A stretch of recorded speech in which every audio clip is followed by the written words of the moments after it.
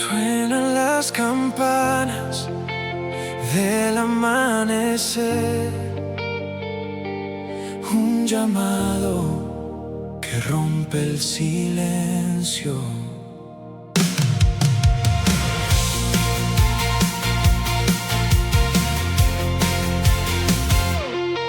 En aquel tiempo los fariseos trazaron planes, misterios que querían apagar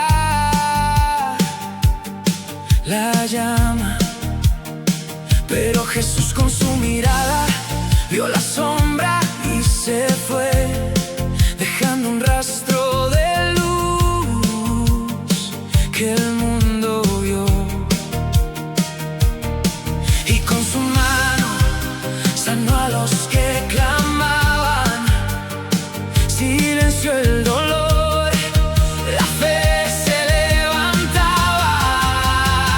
Camino de la luz, Jesús nos guía, con su palabra la esperanza revive.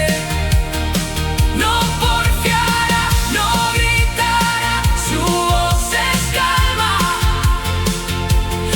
En su nombre el mundo encuentra su llama. El profeta habló de un siervo elegido, un espíritu que anuncia el derecho. Mirad a mi siervo, Isaías susurró, y la verdad se alzó, la fe se hizo, la caña no quebrará, el pabilo no lo apagará.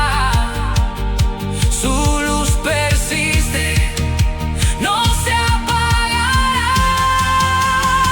Camino de la luz, Jesús nos guía, con su palabra la esperanza revive.